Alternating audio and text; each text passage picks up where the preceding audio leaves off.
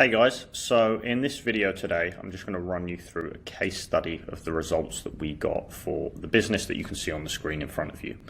So Furl is a custom bed company. They also offer other storage solutions that you can see here. So tables and things like that, but their kind of main products are storage beds and sofa beds. So you can see here kind of really cool designs and way that they help you free up space in typically kind of urban, inner city areas where people have small flats, small homes, and they need to get extra space. So it's a great business with a great product.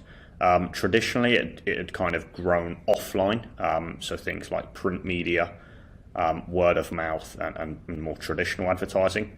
But earlier this year, so this is 2023, earlier in 2023, they started down the digital route. So the first step was implementing Google Ads traffic.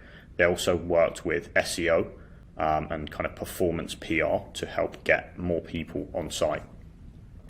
The next part of that was to add email. So I will come on to exactly what we did for them. But first, I just want to start off by showing you the results.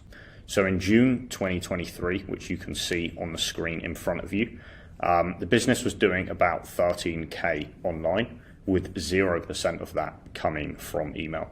So as part of that kind of wider traffic strategy, I would just like to kind of fast forward around 6 months and show you the results. Let's do December, the full calendar month of December.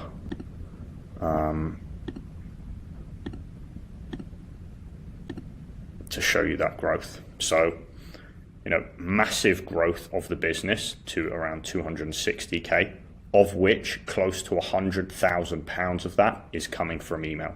So we're driving 35% of revenue, and that is with zero discounts whatsoever. So how did we do that? Let me kind of run you through the strategy. So it started off on the front end. This business, because the kind of price points are, $5,000 plus for a bed, you don't really want to be given 10 or 20% off on the front end to grow that list. What we did do is create a competition. So basically every few months, they would give away one of their warehouse beds. So it's a lot kind of cheaper, but it's still a great incentive for people to sign up for and a great thing for them to win when they get that far. So this worked super well, and we had a sign-up form that was converting close to 5%, which means that 5% of traffic that wasn't initially converting and purchasing was kind of filling out this form, and we were marketing to them on the back end.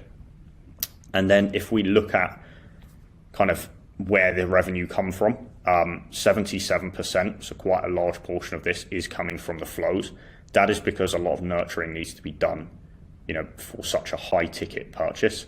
And what we found is, campaigns, whilst driving a smaller amount of revenue, are reactivating people on that list that are, then going back through the flows, being nurtured there, and then making the purchase decision. So really, the campaigns do actually kind of, account for more by way of benefit to the business, but ultimately it's the flows that are getting attributed that revenue. But yeah, look, in terms of the flows, it's pretty key that we touch on every part of that pre-purchase journey. So typically, there isn't much happening on the back end. A post-purchase flow isn't going to do much. We're not cross-selling or upselling stuff.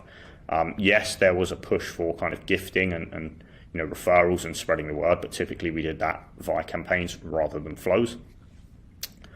So yeah, as you can see here, the welcome, site, browse, and cart abandoned flows are driving significant revenue for this business. Each one is very detailed. We're having to overcome objections. We're having to explain, what the business does and why it's beneficial to you, how you, guide people through that purchase process. This is part of this is it's not just an online journey. If I show you on the site, these guys have 3 or 4 stores all around London. There we go. And really, the part of the process is, yes, engage with people online, get them to go in store, get them to sit on, get them to try the bed, and then go home, have a think about it, and then re-engage with those people online with these pre-purchase flows, and then nurture them to a purchase. So that kind of covers the flow piece. On the back end, you can see that yes, some of these campaigns are driving revenue, but typically, as I said, it's more about kind of reactivating people on the list and pushing them back through the flows.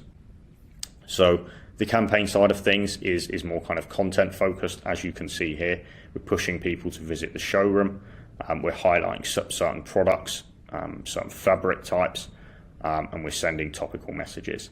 And I want to be clear as well that none of this, none of the flows, none of the campaigns contained any kind of promotional material, which is absolutely insane.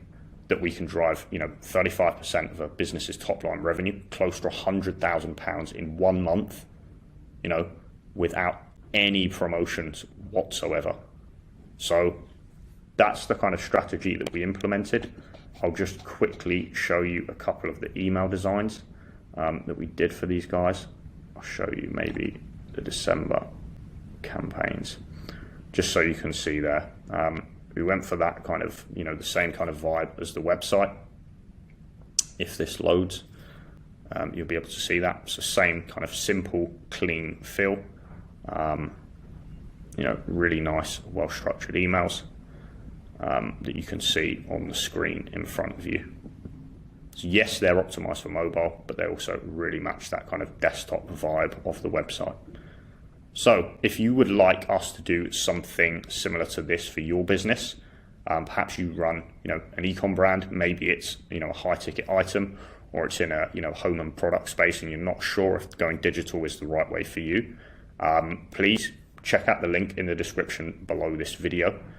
Let's book in a time to chat and let's see if we can get you some similar results as what we did for Furl. Thank you.